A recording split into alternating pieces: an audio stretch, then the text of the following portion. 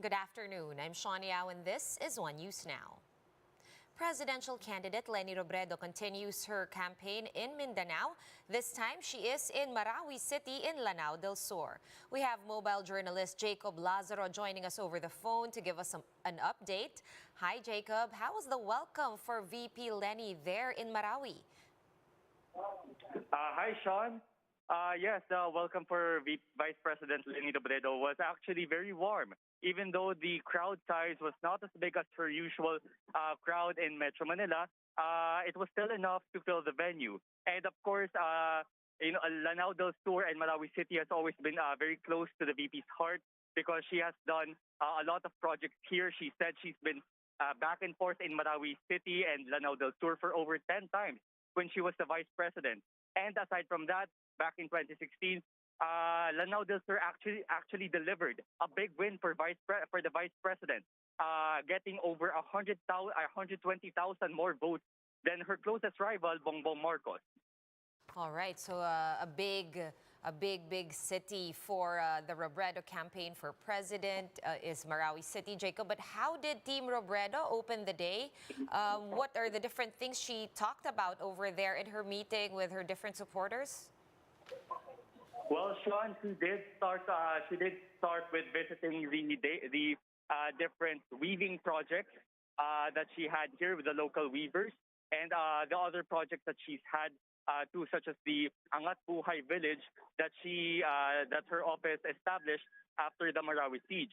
And she talked about, she made her own promises that if she becomes the president, if she wins the presidency, she will prioritize and fasten the Marawi City rehabilitation, and she will make sure to sign the Marawi Compensation Act, which would give financial aid to the displaced residents of Marawi City. And she said that she'll be taking a closer look on the different areas, actually on all the areas in Lanao del Sur.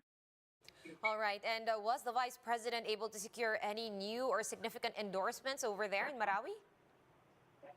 Yes, actually, she was able to secure the two endorsements of two municipalities here in Lanao del Sur. Now, that's already a big deal because as the new development yesterday, the Lanao del Sur Governor Mamintal Adyong claimed that all mayors actually endorsed Bongbong Marcos. But in fact, there were two here that endorsed Robredo. And of course, the endorsement also came with Senator Kiko Pangilinan. All right, and yes, I was going to ask you next about the reception for Senator Kiko. How did the folks over in Marawi receive him and his vice presidential bid? Was he a lot more visible in today's events? Yes, he was visible in all of the rallies that the team had. He was also there when they visited the local weavers, asking how they were, and then of course, making his promises to the farmers that his lifelong work of taking care of the agricultural sector will work. He was also talking about passing or enacting more the SACA Act, which would give more financial aid to the farmers. And during his talks in the rally, he said that he would if he becomes the president, as the vice president, he would give more work in Lanao del Sur. And what's next then on Team Robredo's itinerary? Where are they headed next? Yes, for the rest of the day, they will be heading to the Bohol province, where they will have three more grand rallies there. Three more rallies, and one of them will be a grand rally. All right, still lots on the agenda before the weekend. Thank you so much for that update. Mobile journalist Jacob Lazaro reporting to us over the phone from Marawi in Lanao del Sur. And like we said, it will indeed be a challenge for the Robredo ticket to secure votes from the province after Lanao del Sur Governor Mamintal Adyong Jr. expressed support for the UNITEAM tandem. Marlene Alcaide with that story. It was an eventful morning for UNITEAM supporters in Marawi, Lanao del Sur on Thursday. The new capital complex was brimming with supporters. But the crowd turned rowdy as some tried to force their way in. In the end, many went home after failing to enter the venue. Meanwhile, despite a number of Mindanaoans pushing for the Rosa or ROBREDO-Sara tandem, loyalists say the Lanao del Sur is a solid UNITEAM country. Provincial Governor Mamintal Adyong assured Presidential Bet Ferdinand Marcos Jr. that Lanao del Sur would deliver votes and carry the UNITEAM. Aside from this, 38 municipal mayors showed up at the event to show support. Para sa amin dito sa Lanao del Sur, walang epekto sa amin yun.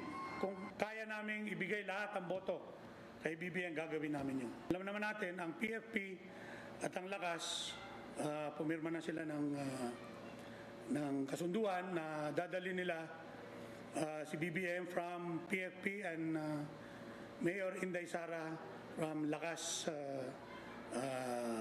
CMD. At hindi lang yun. Nagustuhan natin doon sa programa ng ating ni BBM and Sara yung pagkakaisa. Marawi has some 79,000 registered voters while Lanao del Sur has almost 700,000. Lahat mahalaga sa akin, bawat boto mahalaga sa akin. Kaya kahit saan may kailangan na makatulong, kung may magpapahayag ng suporta, ay talaga tutulungan namin. As for Marcos Jr., he hopes to win this time in the province as he lost here during the 2016 elections. His running mate Sara Duterte, on the other hand, was not present during the Marawi campaign sortie. Instead, she made the rounds in Bataan. For News 5, Marlene Alcaide, we are One News. President Duterte says he will remain neutral and will not be endorsing any presidential candidate for the upcoming elections. The ruling party, PDP Laban, where Duterte serves as chairman, has already endorsed Bongbong Marcos's presidential bid. Duterte was present for the first time in PDP Laban's campaign rally in Lapu-Lapu City in Cebu last night. The president says he will support his daughter, Davao City Mayor Sara Duterte, who is gunning for the vice presidency. I am not supporting any presidential candidate. Neutral ako. So this is not a campaign because I am not campaigning for any particular candidate. So stop with me. We'll be back with more stories after this quick break. Stay with us here on One News.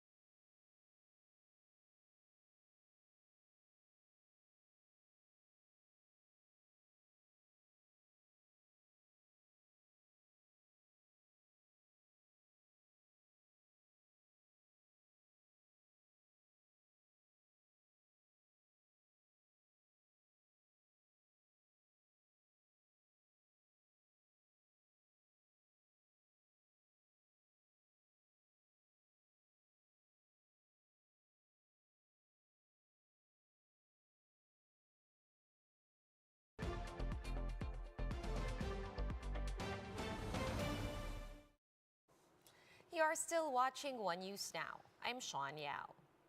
The COMELEC is preparing all possible legal actions against Smartmatic amid allegations of a security breach. COMELEC Chairman Saidamen Pangarungan confirmed that there has been a data leak involving Smartmatic. However, he says the supposed breach does not have anything to do with the May elections.